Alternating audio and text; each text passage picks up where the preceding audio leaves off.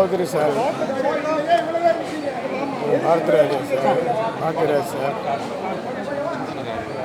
இவங்கெல்லாம் பார்த்து தான் நாங்கள்லாம் சினிமாவுக்கு வந்தோம். கொண்டு வந்தவர் சௌத்ரி சார். நான் அவர் வச்சு டைரக்ட் பண்ணல. ஒரே ஒரு படம் வந்து டைரக்ட் பண்ணுறதுக்கு ஒரு சான்ஸ் கிடச்சிது. அதாவது சுயம்பரம்னு ஒரு படம், 24 மணி நேரத்தில் எடுக்க வேண்டிய ஒரு படம். அதில் பாக்கியராஜ் சாரும் ஊர்வசி மேடம் அது மாதிரி ஒரு பஞ்சாக பிரித்தாங்க. அந்த 2 பேருடைய ஒர்க்கு நீங்கள் பண்ணிக்கங்கன்னு சொல்லிட்டு எனக்கு பொறுப்பு கொடுத்துருந்தாங்க. அப்போ நான் படையப்பால் ரொம்ப பிஸியாக இருந்தேன். இருந்தாலும் அதெல்லாம் இது பண்ணிட்டு அந்த ஸ்க்ரீன் பிளேலாம் இன்றைக்கி 2-3 நாளில் படித்தேன். அது வந்து மற்றவங்களாம் 7 to 7 டைம் இருந்தது. நான் 7 o'clock ஆரம்பித்தேன். 9 o'clock ஆகிடுச்சு. என்ன பூஜையெல்லாம் முடிச்சு. எவ்வளோ கோஆப்ரேஷன்னா 2 பேரும் நீங்கள் சுயம்பரம் படம் பார்த்தேன் போதும். அவங்க 2 பேரும் வர்ற அந்த காட்சிகள் பூரா நான் தான் டைரக்ட் பண்ணேன். அந்த ஒரு நாள்லேயே அவருடைய சின்சியாரிட்டி, அவருடைய அந்த பஞ்சஸ் போடுறது நிறைய நம்ம அவரை பற்றி நிறைய பேர் பேசியிருக்காங்க, நிறைய பேர் பேசுவாங்க. எல்லாருக்குமே தெரியும் அவர் யார், உலக தமிழ் இனத்துக்கு யார் அப்படின்லாம் எல்லோரும் தெரியும். எம்ஜிஆரோட வாரிசு.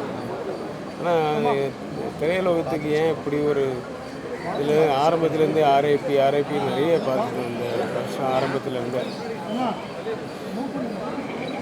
இனிமேலாவது தமிழ் உலகத்துக்கு வந்து தமிழ் திரையுலகத்துக்கு வந்து நல்லதே நடக்கணுன்ட்டு நான் ஆண்டவனை பிரார்த்திக்கிறேன்.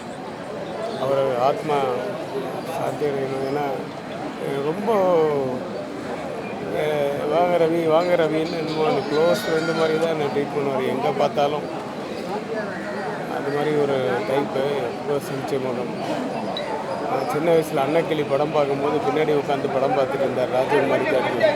அப்போ அந்த ஆறுன்னு ஒன்று ஒரு மோதிரம் போட்டிருப்பார், ராஜன் அவர் பேர். அதெல்லாம் அந்த 6 போட்டிருப்பார். அப்போ இருந்து எனக்கு பழக்கம்னா இல்லை. அப்போ இருந்து நான் அண்ணாந்து பார்த்தேன். அன்னக்கிளியிலேருந்து அண்ணாந்து பார்த்த ஒரு மனிதர் அவர். ஏன்னா 14 வயது நிலையில் அவருக்கு ஒர்க் பண்ணியிருக்காருன்னு தெரிஞ்சு அதுக்கப்புறமா சுவரலா சித்திரங்கள்லேருந்து ஒவ்வொரு படத்துக்கும் வந்து மிகப்பெரிய ரசிகர் நான். அதுக்கப்புறமா அவர் கூட பழகக்கூடிய அந்த காலம் கிடச்சிது. படைப்பாளி சங்கத்துக்கு பாரதிராஜா சார், பாலச்சந்திர சார், இவரு எல்லாருமே. ஸோ மறக்க முடியாது, என்றைக்குமே மறக்க முடியாது.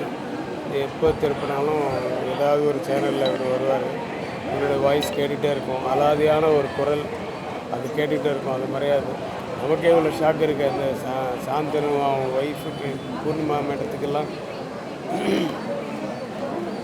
அவங்க எல்லாருக்கும் வந்து என்னுடைய ஆழ்ந்த இரங்கலை தெரிவித்துக் கொள்கிறேன். ஆத்மா சாந்தி கடவுளை. இன்று காலை ஒரு துக்க செய்தி. என்னோடு சமகாலத்தில் பணியாற்றியவர், தமிழ் திரையுலகத்தில் தனக்கென்று ஒரு தனி முத்திரையை பதித்து தனி கொடி நாட்டியவர், என் இனிய நண்பர், எழுத்தாளர், இயக்குனர் கே. பாக்கியராஜ் அவர்களா. அவர் மாரடைப்பால் மறைந்து விட்டார் என்ற துக்க செய்தி என் காதுக்கு எட்டியது. கவலை என்னுடைய மனதை போட்டு வாட்டு என்று வாட்டியது. காரணம், சமீபத்தில் தான் அவருடைய 50 ஆண்டு காலம் அவர் திரையுலகத்தில் பணியாற்றியவர் ஒரு பொன்விழாவை காண்கிறார் என்று அவருக்கு ஒரு விழா எடுத்தார்கள். அந்த விழாவிலே அவரை பாராட்டுவதற்கு எண்ணற்ற பேர் வந்திருந்தார்கள். நம்முடைய சூப்பர் ஸ்டார் ரஜினிகாந்த் ஐயா அவர்கள் வந்திருந்தார்.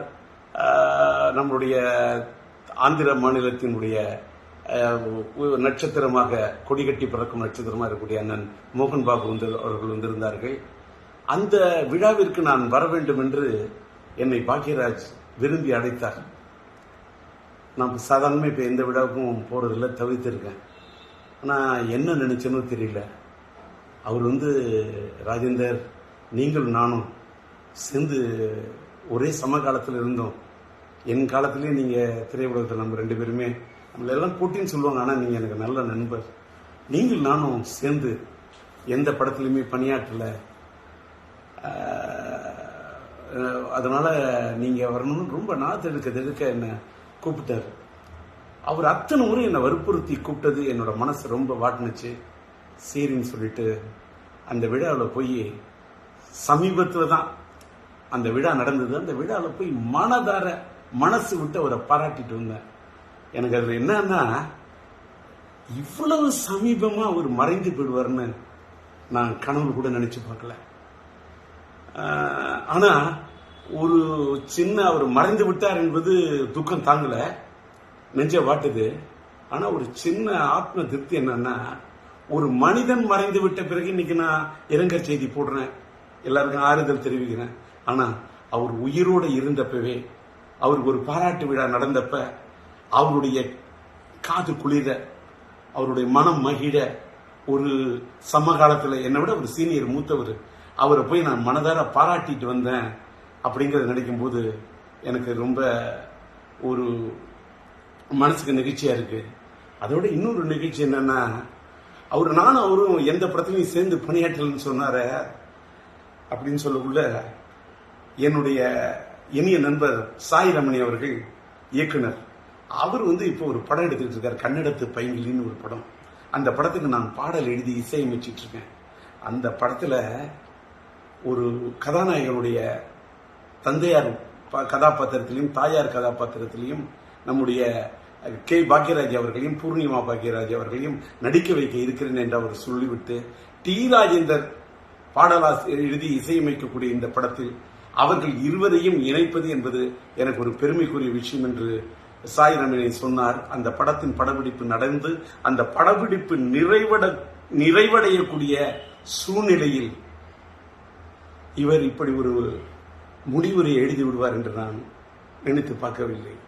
எல்லாத்துக்கும் மேல இன்னைக்கு தென்னிந்திய திரைப்பட ரைட்டர்ஸ் அசோசியேஷன் எழுத்தாளர் சங்கத்துடைய தேர்தலுக்காக இன்று காலையில் அவர் மனு தாக்கல் செய்வதற்காக கே பாக்யராஜ் அவர்கள் தன்னை தயார்படுத்திக் கொண்டிருந்திருக்கார். ஆனால் விதி எப்படி விளையாடி இருக்கிறது பாருங்கள். யமலோகத்தில் யார் இவரை கதை திரைக்கதை எழுத வசனம் எழுத அழைத்தார்கள் என்று தெரியவில்லை. அங்கே சென்று போய் இவர் மனு தாக்கல் செய்து விட்டாரே. இங்கே எழுத்தாளர் சங்கத்தில் நிற்பதற்கு மனு தாக்கல் செய்வார் என்று நினைத்தால் அங்கே போய் மனு தாக்கல் செய்து விட்டார் என்பதை எண்ணிய போது மனது தாங்கவில்லை. எல்லாத்துக்கும் மேல 16 வயதிலே படம், மறைந்துவிட்ட இயக்குனர் இமயம் பாரதி ராஜா அவர்களுடைய முத்திரை படைத்த படைப்பு. அந்த படைப்புலே அவரோடு தூணோடு தூணாக நின்று, தோளோடு தோளாக நின்று, அவரோடு ஒத்துழைத்து அவரிடத்தில் ஒருங்கிணைந்து பணியாற்றிய ஒரு அற்புதமான ஒரு துணை இயக்குனராக இணை இயக்குனராக இருந்த பாக்யராஜ் அவர்கள், அவருக்கு இணையாக அத்தனை படங்களில் பணியாற்றியவர். கிடைக்க போகும் ரயில் என்றும், புதிய வார்ப்புகள் என்றும், சிகப்பு ரோஜாக்கள் என்றும் அத்தனை படங்களில் அவரோடு உடனிருந்து பணியாற்றியவர். அவர் அந்த இயக்குனர் இமயம் சாய்ந்து மறைந்து, அது 10ஆம் தேதி என்று நினைக்கிறேன், 16 நாட்கள் 16 வயதிலே அவரோடு நட்பை ஏற்படுத்திக் கொண்டு பணியாற்றியவர். அவர் பிரிந்து விட்டார், அவரோடு பணியாற்றினேன். அவர் பிரிந்து 16வது நாளிலேயே நானும் பிரிந்து விடுவேன் என்று இன்னைக்கு 27 இந்த மண்ணை விட்டு பாக்யராஜ் போறாருன்னா 16 வயதினிலே அந்த படத்துல அதுல இருக்கக்கூடிய எண் 16, தன்னுடைய குருநாதர் மறைந்து நாட்கள் எண்ணி 16, அதில் என்னை விட்டு சென்று விட்டாயே என்று போய்விட்டாரே, தாங்கவில்லை. சுவரில்லாத சித்திரங்கள் அவர் எடுத்த படம், சுவரில்லாத சித்திரங்கள். இன்றைக்கு சுவர் இல்லாவிட்டால் சித்திரம் இருக்காது. நீ இல்லாவிட்டால் தமிழ் உலகத்தில் எங்கே சித்திரங்கள் இருக்கும்? நீ எடுத்த படம் ஒருகை ஓசை, ஏன் இவ்வளவு திடீரென்று நினைத்து விட்டாய்? நின்று விட்டது உன் குரல் ஓசை. நீ எடுத்த படம் மௌன கீதங்கள், எங்களை பாட வைத்து விட்டு சென்று விட்டாயே, ஏன் சோக கீதங்கள்? நீ எடுத்த படம் தூரல் நின்று போச்சு, எதற்காக இன்றைக்கு உன்னுடைய மூச்சு நின்று போச்சு? நீ எடுத்த படம் முந்தானை முடிச்சு, ஏன் நிறுத்தி கொண்டாய் நீ விடுகின்ற மூச்சு? எங்கே நின்றது உன் பேச்சு? தாங்கவில்லையே, துக்கம் தாழவில்லையே, எங்கே போய் சொல்வது? அதனால் நீ மறைந்து விட்டாய் என்ற செய்தி கேட்டவுடன் அது ஈட்டி போல் அது என் இதயத்தை தாக்கியது. அதனால் என்னுடைய துக்கத்தை எங்கே போய் சொல்வது?